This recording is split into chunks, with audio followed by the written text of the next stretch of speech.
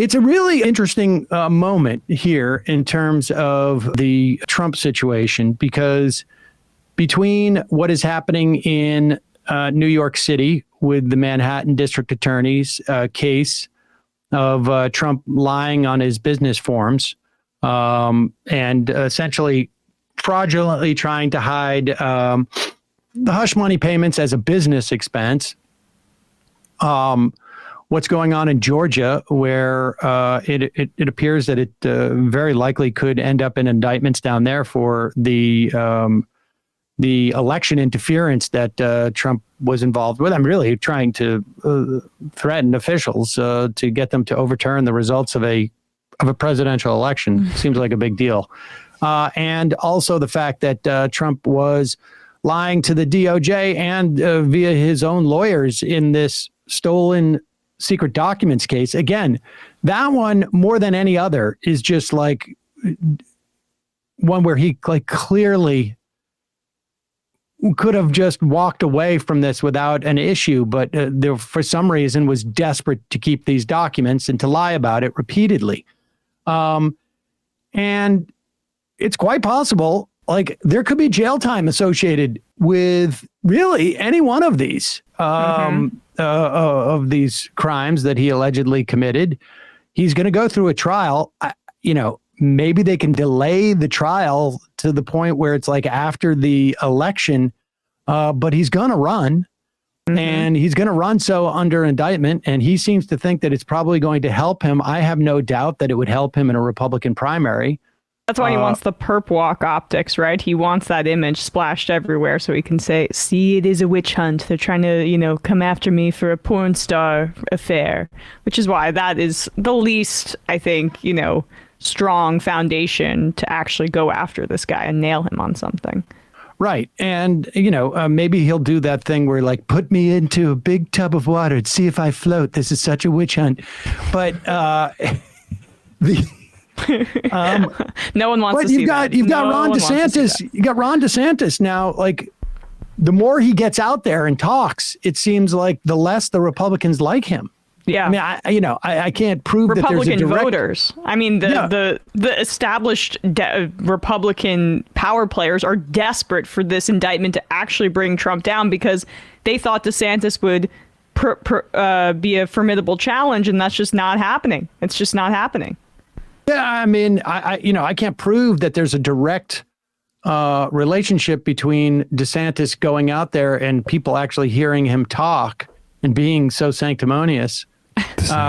And now he's reached, according to Morning Consult, the lowest level of his approval, tied for it, since they started basically, measuring it. And he can't be too happy about that. But here is Tucker Carlson asking for the impossible. And we know he hates Donald Trump, right? I mean, we know he hates Donald Trump, but at the same time, he also knows that his audience wouldn't like it if he said he hated Donald Trump. So he's in sort of a bit of a jam. Yeah, he's a destroyer, but he won't destroy us. Another day of rumors and thinly sourced news stories. Ooh, what's new? These about when and where Donald Trump will be arrested, fingerprinted, and photographed against a cinder block wall for his mugshot. How much of this is true? Once again, we cannot say. Here's what we know. A Soros-funded prosecutor in New York, a man who ran on the promise to indict Trump, seems to be working hard to indict Trump, indicting him for a crime that no one even pretends is a crime, including the federal agency that has already investigated it and declared it not a crime. So in Manhattan tomorrow, what will certainly be an overwhelmingly liberal grand jury will meet, and unless something unexpected happens, Democrats will have taken the unprecedented step of using a corrupt justice system to take out the frontrunner in the Republican presidential field in a presidential race. And if that happens, America will never be the same. You've got to hope that for the sake of the country, the Biden White House, which will be running against Trump, will put the country above partisanship and stop this. That Merrick Garland at DOJ will issue a very public statement saying that this is wrong, which it is, and therefore preserve for our grandchildren our justice system. As of yet, that doesn't seem to be happening. I mean, first off, the idea that it's Democrats doing this. No, it's an attorney general or district attorney in Manhattan is doing this. The Soros-funded one?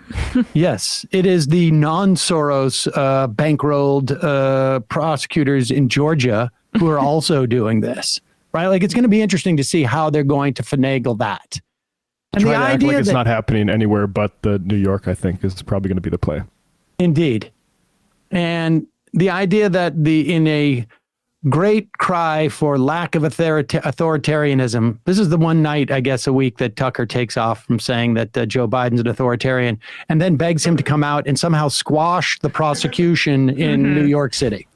Yeah. Well, he says it while doing his other favorite pastime, which is dog whistling to white supremacists by saying that Soros-funded thing, which was just like, the Jews control this guy, don't you see? And also tipping his hat to Trump, who was tweeting out Soros-funded. Then DeSantis says Soros-funded. Then Tucker says Soros-funded. So they're still following the big guy. They're still following the leader here, even when they're trying behind the scenes to do a coup d'état. It's not happening. It's not happening.